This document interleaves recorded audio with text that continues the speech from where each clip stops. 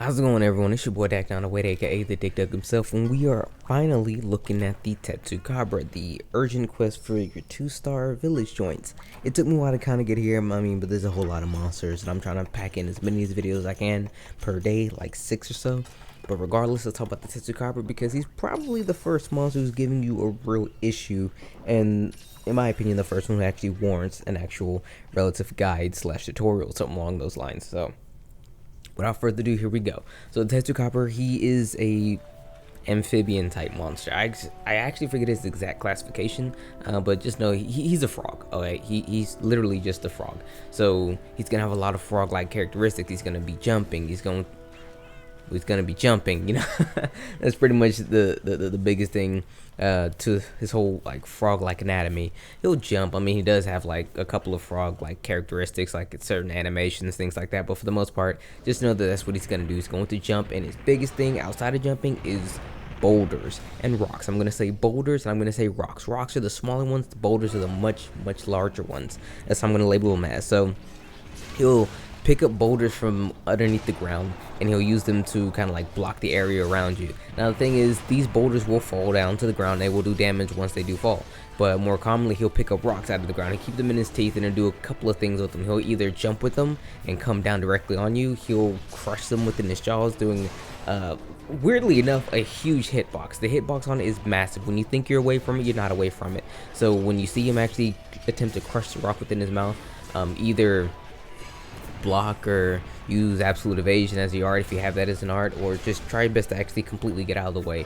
because the hitbox on it is actually very generous in his favor, not necessarily for yours. Now another thing he actually likes to admit is this spit, is what I'm gonna call it. It's like a little spitball. I think it's like yellow in color. What it does actually, it doesn't really damage you too much, and doesn't usually when you see something like that, it's like paralysis or something like that, but it doesn't really do paralysis. What it does is actually drains your stamina completely, leaving you exposed to any number of its actual attacks. So I had to actually pay attention to how actually that comes out. It's not a very difficult attack to evade. He doesn't really do it a whole lot. He will do many other things before he will do that, but it's still a thing I should actually know for you guys as well. Now another thing that he'll do, again, the leaps. He'll leap straight into the air and come straight down. A good way to know where he's going to come down at is usually looking at the shadow underneath you.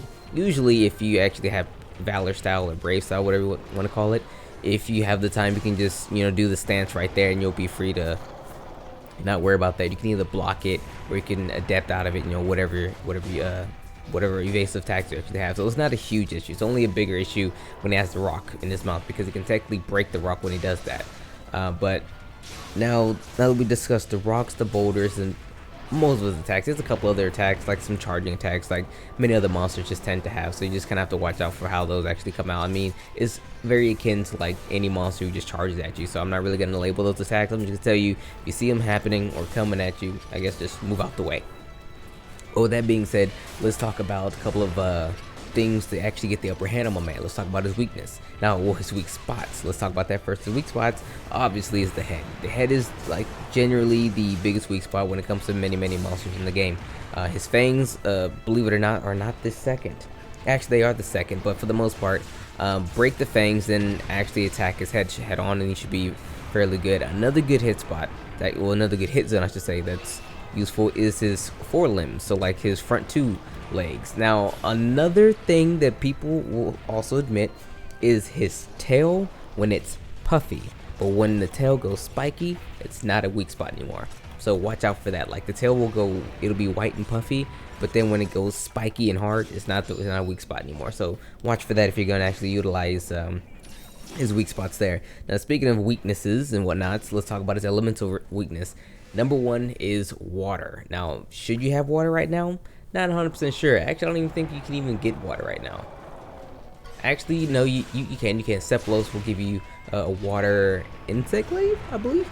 So yeah, if you have that water insect glaive, bring it. You know, upgrade it, bring it, come fight your man with it. You know, it's not really too tough to actually fight, so it would help you out quite a bit. Other than that, you have thunder as a secondary weakness. So in terms of elemental, you can probably come in here with some water. I don't think you kind of have thunder, but later on in the game when you come to farm this guy for his equipment and everything, which I totally recommend you should do, you could come in with thunder. But speaking of that armor, his armor is actually pretty gosh darn good. And truth be told, it's the first, well not the first, the second actual piece of armor I recommend you make in the game if you're kind of new to this thing. If you're coming in from World, or you're coming in this game for the first time, I recommend you actually start with some hunter armor, the exact armor that I'm wearing right now, and then moving over to Tetsucabra. Because for the most part, the earliest monsters didn't really matter exactly what you wear. You can use that mix-up that I mentioned a couple of videos ago with the full drone, or you can actually instead use full armor sets, because it's early in the game. It doesn't really matter for you to use mix sets or whatever. Just put something on that isn't going to get you killed for the most part. But the Tetsucabra has actually a really good skill, and he actually has health plus 20, which gives you 20 extra points of health on top of your already standard health. So you actually have 120 points of health for free. And usually you'll eat food and get about that much around this time. So let's say you do have the Tetsucabra armor, then you eat for more food, you'll probably have about 140 health for free without even thinking. On top of the health skill, you actually have tremor resistance. So if you go to fight him again, or just any monster who causes tremors from here on out, you will be relieved of having to tremble under the tremors of that monster. So that's actually a really cool skill. Now it has another skill. It's a negative skill. It's actually double sleep. So if you actually get hit with a monster who can put you to sleep, you'll be asleep longer and you'll go to sleep quite a lot quicker. So if it takes a couple of hits to put you to sleep, it'll probably take you one hit and you'll fall straight to sleep. Same thing like double paralysis if you get hit with like a Banabra or something like that. But that's his armor, and I think it's actually really good. I totally recommend you guys should pick it up. Now his weapons, on the other hand, yes, I say pick up his weapons. His weapons are actually very strong. High attack weapons. High attack, there's a bit of a negative affinity to them, but I still say they're kind of worth picking up, especially his greatsword, because the thing with greatsword is you're not swinging 1,000 times over and over. You're just swinging a couple of big strong times, and the small sharpness that is actually on the weapons should actually still kind of work itself out one way or another. Because it doesn't actually have a lot of green sharpness, it has only a little bit of sharpness. It's actually upgraded to get even more sharpness. It's gonna be something way later down the line. But the attack though is some of the highest attack you can get for a weapon this early on, before you get to a point in time where you get to weapons who are able to be upgraded to equivalent attack numbers. You can in turn upgrade the same attack on the weapon you're using right here to get even more attack. Early on, it is probably the highest attack weapon you can get in the game, next to like maybe Gammoth or something like that. Once you start getting to the later monsters like Gammoth, Diablos, whatever, that's when it starts to really show its age and its efficiencies, because it's for the most part basically just like a blunt type weapon, because they tend to have a lot of green but didn't really go too much past blue like later on. But that's that anyway. But that's pretty much his gear and everything. His gear is acceptable. I totally recommend you should pick at least something up. He has a switch axe, a hunting horn, a greatsword, I think something else, but I recommend out of all of his weapons, if you use greatsword, I'd recommend his greatsword, because you don't really swing too much, and the smaller green sharpness shouldn't really bother you too much. Actually, his hunting horn isn't that bad either, so I guess you could pick that up too.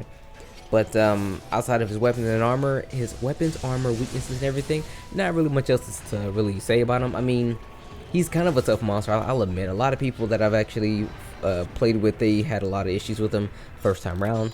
Maybe grinding him might be a bit of an issue for people, because it kind of takes a little while. I mean, I'm not the best charge blade user ever. I mean, I know I'm making a whole lot of big mistakes in here, but I'm using the charge blade in which that I feel represents my personal play style. So I don't really use a whole lot of ultras or anything like that. I kind of use the axe mode and just go crazy with the little stun charges, or what do you want to call them, the files or whatever. I kind of like using the A combo when I'm in brave axe mode. It's fun. It's actually a lot of fun to me.